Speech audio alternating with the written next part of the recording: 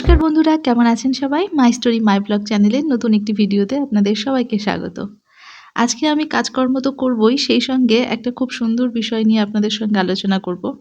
সেটা হচ্ছে healthy relationship বা গুড রিলেশনশিপের থিওরি কী হতে পারে। আমাদের জীবনটা পুরোটা একটা বাঁধা ধরা নিয়মের মধ্যে আছে। তো এখানে সম্পর্কও যে একটা নিয়মের মধ্যে থাকবে না তা কিন্তু নয়। সম্পর্ককে বেঁধে রাখতে হলেও একটা নিয়মের দরকার আছে। তো সেই নিয়মগুলো বা রুলসগুলো কি হতে পারে, তো সেই নিয়ে আমি আজকে আলোচনা করব। আমি ১০ টা পয়েন্ট আপনাদেরকে বলব। তো আশা করি ভিডিওটা ভালো লাগবে। তো প্রথমেই আমি আমার ব্যালকনির গাছগুলোতে একটু জল স্প্রে করে দিচ্ছি আর গাছের ব্রাঞ্চগুলো ভালো করে আজকে ধুয়ে দেবো অনেকদিন পর। তাহলে চলুন শুরু করি। তো প্রথমেই বলব যে একটা সম্পর্কর মধ্যে মেইন জিনিসটা যেটা দরকার সেটা হচ্ছে খাঁটি। সম্পর্কটাকে খাঁটি হতে হবে। মানে লোক দেখানো বা ফেক এই জিনিসটা যদি হয় তাহলে তো সেটা সম্পর্ক টিকেই থাকবে না। এবার সম্পর্ক তো বিভিন্ন রকমের হতে পারে। বর্তমান যুগে রিলেশনশিপ বলতে যে শুধু হাসব্যান্ড ওয়াইফ রিলেশনশিপ তা না। অনেক সময় দেখা যায় যে ভালোবাসার সম্পর্কে, বন্ধুত্বর সম্পর্ক এগুলোও চলে আসে। তো মূলত আমি হাসব্যান্ড ওয়াইফের সম্পর্কের বিষয়েই বলছি। তো স্বামী-স্ত্রীর সম্পর্ক মানেই যে সব সম্পর্ক খাঁটি তা কিন্তু নয়। অনেক সময় দেখবেন যে অনেক পরিবারের মধ্যে আছে মানে ওপরে দেখাচ্ছে যে তারা ভীষণ ভালো সম্পর্ক। কিন্তু ভেতরে কোনো না কোনো সমস্যা লেগেই রয়েছে। তো সেই সম্পর্কটাকে খাঁটি বলা চলে না। তো প্রথমত সম্পর্কটা খাঁটি হতে হবে। দেখুন একটা সম্পর্কের মধ্যে ঝগড়াঝাটি, অশান্তি একেক সময় পরিস্থিতির চাপে পড়ে নানা রকম কন্ডিশন হয়েই থাকে। তার মানে এই নয় যে সম্পর্ক খাঁটি নয়।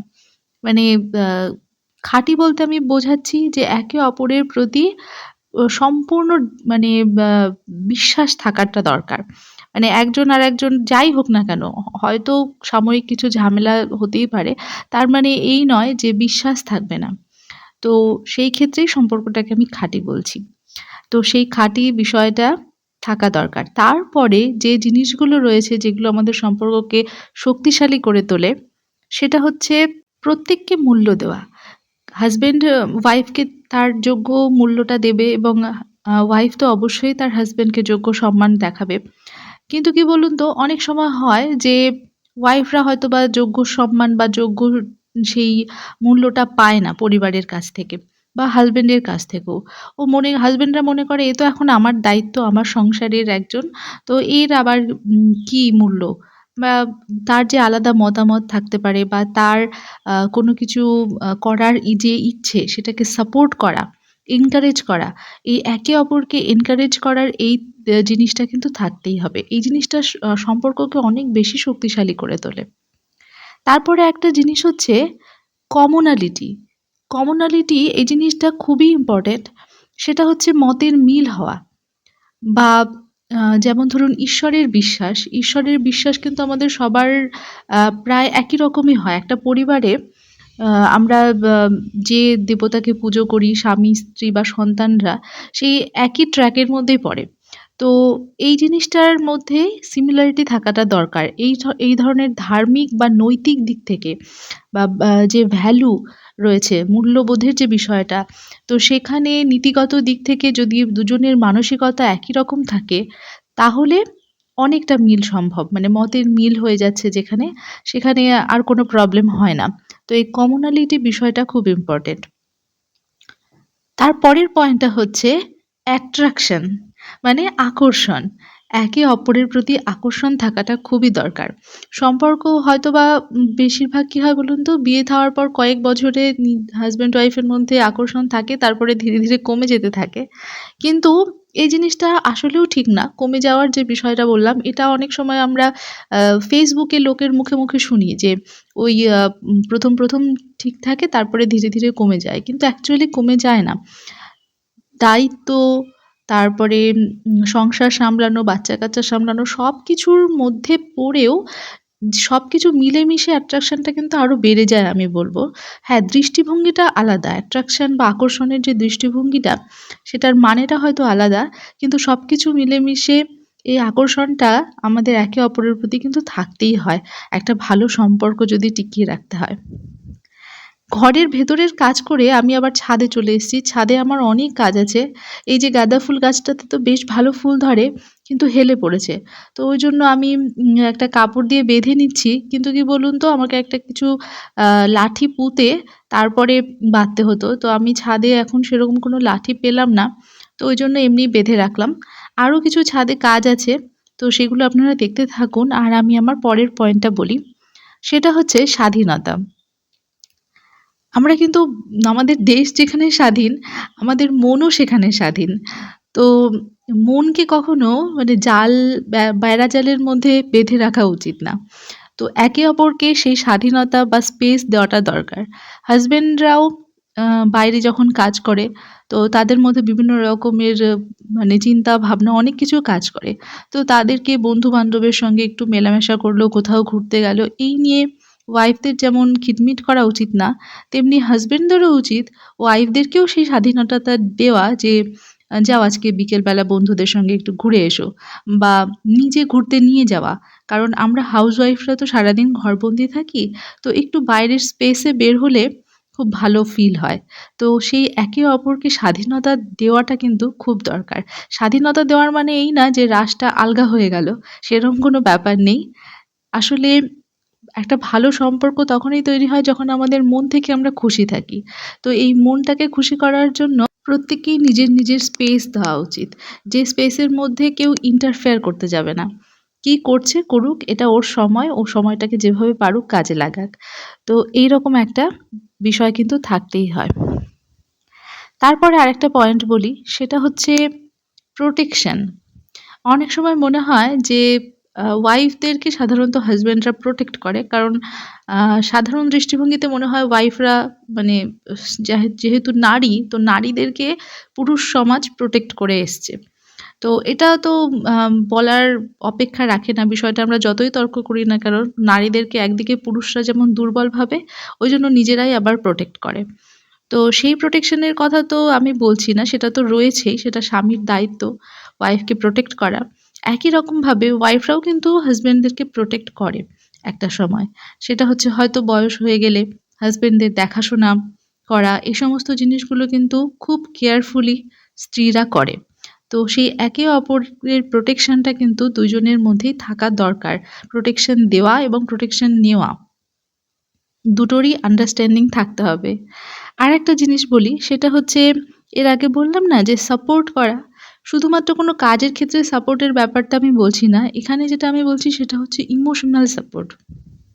ইমোশনাল সাপোর্টটা খুব দরকার। কারণ বর্তমান এত কমপ্লেক্সিটির যুগে কখন কার মাথায় বা কখন কার মনে কি দুঃখ লাগে, কার কথায় কি আঘাত পায় বা নিজেদের স্ট্রাগল লাইফে বেড়ে ওঠা বলতে গেলে অনেক ছোটখাটো, ছোট থেকে বড় নানা রকমের বাধার সম্মুখীন হতে হয়। তো এই সমস্ত ক্ষেত্রে ইমোশনালি কিন্তু আমরা খুব ভেঙে পড়ি। তখন কিন্তু একে অপরকে সাপোর্ট করাটা দরকার। বা অর্থনৈতিকভাবে কোনো একটা বড় রকমের ক্ষতি হয়ে গেলে তখন ছেড়ে যাওয়া তো দূরের কথা, তখন পাশে থেকে একে অপরকে সাপোর্ট করতে হয়। তো এই জিনিসটা কিন্তু খুব ইম্পোর্টেন্ট একটা বৈবাহিক সম্পর্কের মধ্যে। আর এইখানে দেখুন, এই গাছটাকে আমি অনেকদিন পর রিপোর্ট করলাম। কারণ গাছটার মধ্যে দেখলেনই যে শেকড়ে ভর্তি হয়ে গেছে, মাটি খুব কম। তো বেশিরভাগ এতগুলো গাছ রাখবো না। কয়েকটা গাছ একসঙ্গে রেখে বাকিগুলো ফেলেই দিতে হবে। এটা স্পাইডার প্ল্যান্টের একটা ভ্যারাইটি। এটার সঠিক নামটা আমি জানি না। কিন্তু স্পাইডার প্ল্যান্টের মতনই। তো চলুন এটাকে আবার রিপোর্ট করি। সেই সঙ্গে আরেকটা পয়েন্ট বলি। সেটা হচ্ছে হ্যাপিনেস। খুশি থাকা এবং খুশি রাখা। মানে আমাদের দায়িত্ব নিজে যেরকম খুশি থাকা, নিজেকে খুশি করার জন্য আমরা কিন্তু কত কিছু করি। সেরকম একে অপরকে খুশি করা এবং খুশি রাখাটাও কিন্তু আমাদের একটা বিশাল বড় দায়িত্ব। আর স্বামী-স্ত্রীর সম্পর্কের মধ্যে একে অপরকে খুশি করাটা কিন্তু খুব বেশি কঠিন ব্যাপার না। ওই দামি, দামি কোনো গিফট দেওয়ারও ব্যাপার আসে না। শুধু যেটা দরকার সেটা হচ্ছে ভালো ব্যবহার এবং একে অপরকে বোঝা। সেই সঙ্গে একটু খেয়াল রাখা। কখন কার কি প্রয়োজন, এই সামান্য জিনিসটুকু বুঝতে পারা। যেমন আমরা হয় যে ছোটখাটো সমস্ত বিষয় কিন্তু হাসব্যান্ডের হাতের কাছে এত সুন্দরভাবে গুছিয়ে দিই যে তারা বুঝতেও পারে না যে এই জিনিসটা তাদের প্রয়োজন ছিল। প্রয়োজনের আগেই আমরা দিয়ে দিই। কিন্তু অনেক সময় সেই ছোট্ট, ছোট্ট প্রয়োজনগুলো কিন্তু আমরা নিজেরা পাই না। তো আ যেমন ধরুন আমি বলি যে আমরা যখন হাসব্যান্ডকে খেতে দিই রুটি বা ভাত, কখনো সবসময় নিজেরাই পরিবেশন করে দিই। কিন্তু হাসব্যান্ডরা যদি কোনোদিন ওয়াইফকে একটু পরিবেশন করে দেয়, তাহলে এই জিনিসগুলো কিন্তু আমাদের মনকে অনেক, অনেক শান্তি দেয়, অনেক ভালো রাখে যে না সে আমারও কেয়ার করে। তার মানে এই নয় যে প্রতিদিনই তোমার এই কাজ করার দরকার আছে। কিন্তু কেয়ারিং জিনিসটা দেখানোর খুব দরকার যে আমি তোমার কেয়ার করি। আর সেই কেয়ারিং এর সাথে শেয়ারিং জিনিসটাও দরকার।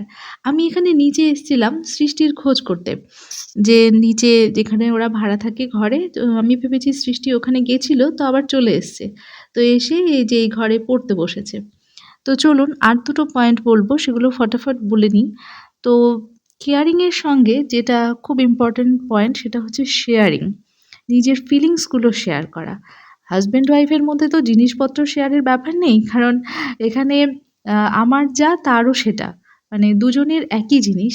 কিন্তু ফিলিংসটা শেয়ার করা খুব দরকার। কার মনে কি রয়েছে, কি ভাবছে এবং সেই ফিলিংসটার মূল্য দেওয়া। যদি কেউ কোনো বিষয় নিয়ে আপনার কাছে অভিযোগ করে বা হাসব্যান্ড ওয়াইফ একে অপরের কোনো বিষয় নিয়ে অভিযোগ করছে, তার মানে এই না যে আপনাকে তার পাল্টা জবাব দিতে হবে। সেখানে কিছু নিয়ে তার সমস্যা হচ্ছে, সে তার ফিলিংসটা শেয়ার করছে, সেখানে আমাদের উচিত সেই বিষয়টাকে শোনা মনোযোগ দিয়ে এবং তার ফিলিংসের কদর দেওয়া। তার মানে এই না যে সবসময় তর্ক করে, "তুমি কিছু জানো না, তুমি বুঝো না, তুমি ভুল বুঝছো" এরকম করে খণ্ডন করে দেওয়া। তাহলে কিন্তু সম্পর্ক ভীষণভাবে ক্ষতিগ্রস্ত হয়। যদি কেউ কারো ফিলিংসই না বুঝলো, উল্টে আঘাত করলো, তাহলে সেখানে সম্পর্কের কোনো শক্তি থাকে না, দুর্বল হয়ে পড়ে। আর লাস্টে আমি এই যে রান্নাঘরে রান্না করে এসে নিজের একটু হেলথ কেয়ার করছিলাম। মানে একটু সিরাম দিয়ে দিলাম। যদিও এটা ঘুমানোর আগে দিলে ভালো হয়। আমাদের এখনো খাওয়া হয়নি। যেহেতু ফ্রেশ হয়ে এসেছি তো এখনই লাগিয়ে নিলাম। আর চলুন লাস্ট পয়েন্টটা তাড়াতাড়ি বলে নিই, সেটা হচ্ছে বিশ্বাস। যেটা আমি বললাম ১ম এ যে অথেন্টিসিটি মানে খাঁটি হওয়া দরকার সম্পর্ক। সেই জিনিসের সঙ্গেই রিলেটেড সেটা হচ্ছে ট্রাস্ট। একে অপরের প্রতি বিশ্বাস থাকাটা ভীষণ দরকার। এইটা হচ্ছে সম্পর্কের মূল স্তম্ভ। তো আজকের পয়েন্টগুলো আমি ১০ টা পয়েন্ট বলেছি খুব ঝটপট করেই বললাম। যদিও ভিডিওটা খুব বেশি বড় করতে চাই না। তো কেমন লাগলো আমাকে কমেন্ট করে জানাবেন। কারণ এই পয়েন্টগুলো কতটা যুক্তিযুক্ত সেটা আপনাদের কমেন্ট ছাড়া কিন্তু অপূর্ণ থেকে যাবে আমার ভিডিওটা। আর যদি ভালো লাগে একটা লাইক করবেন, নতুন বন্ধুরা সাবস্ক্রাইব করবেন। দেখার জন্য অনেক ধন্যবাদ।